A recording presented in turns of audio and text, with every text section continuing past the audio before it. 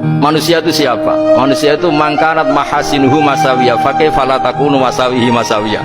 Manusia itu orang ketika baik saja salah, apalagi pas salah. Coba saya misalnya pidato begini, di atas panggung saya orang alim pidato nasihati orang. Di saat yang sama seperti yang tanya Mas Firdan tadi, ada agak sopannya. Di situ ada mungkin orang yang lebih sepuh timbang saya. Masa lebih muda kok di atas?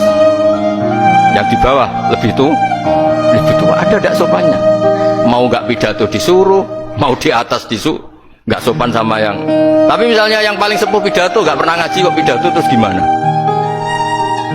Artinya ketika kita baik saja ada salahnya, apalagi pas salah. Sebab itu ajaran Rasulullah itu suruh berdoa Rabbana dzolamna anfusana. Sebelum minta itu merasa ya Allah kita ini mendolimi diri kita sendiri, karena dalam pilihan-pilihan itu pasti ada salahnya. Coba misalnya Anda bangun masjid habis 2 miliar, yang harusnya 1 miliar sudah jadi. Terus nanti suatu saat ketemu Allah ditanya, itu ada orang miskin, fakir miskin, yatim, andai kan kamu sumbang 1 miliar itu sejahtera semua, gara-gara kamu bangun masjid terlalu mewah. Ya tapi kadang-kadang orang kebaikannya itu orientasinya bangun masjid, gak tertarik nyumbang fakir.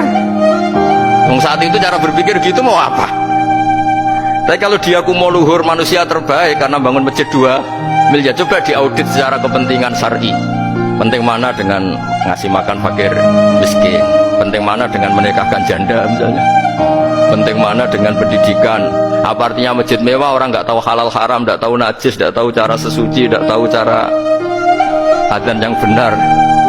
Terus penting mana untuk beli kitab sama dipakai masjid?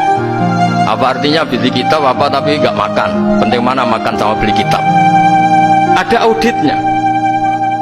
Makanya manusia itu ketika baik pun disuruh istighfar, apalagi ketika salah. Nah dengan perasaan seperti itu kebencian pada orang lain luluh, karena potensi baik pada orang lain ternyata tinggi, dan potensi salah ke kita juga tinggi.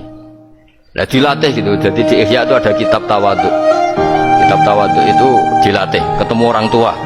Gua aksaru ibadatan, dia mesti ibadahnya lebih banyak karena lebih tua timbang saya, mesti sholatnya lebih lama timbang saya. Ketika Anda sudah tua melihat anak-anak, gua aqallu minni maksiatan, mesti maksiatnya tidak banyak karena masih kecil.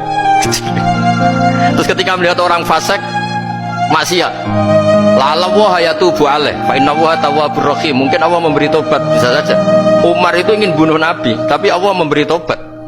Yang sowan kiai saja tidak mesti dapat tobat. Umar ingin bunuh Nabi tapi Allah memberi tobat, akhirnya ya tobat jadi Islam yang baik. Dalam sejarah Wali Songo Kalijogo sowan Sunan Bonang itu ingin garong tapi malah jadi muridnya, jadi wali. Kalau Allah sudah menghendaki tidak ada ya. Perang Uhud orang Islam kalah itu karena panglimanya siapa? Khalid bin Walid, tapi dia malah yang dapat hidayah. Nah, sama orang yang sekarang Anda benci, bisa saja Allah merencanakan ada apa? Hidayah di situ. Dan kita yang merasa benar, jangan saja ada rencana Allah bikin kita su'ul khotimah, na'udzubillah min dzalik, kan tidak pernah tahu. Nah, dari tidak pernah tahu itu orang diusahakan tawadhu. Wa ma adri ma yuf'alu bi wala bikum, kita tidak pernah tahu. Makanya meskipun saya ini kiai, terus kata orang banyak itu ketok, kalau istighfar jangan nangis betul kan? Coba kan nggak perlu di depan umum, nanti ada penampilan kan ribet kan nanti. Jangan nangis, nggak ikhlas, nggak mutu.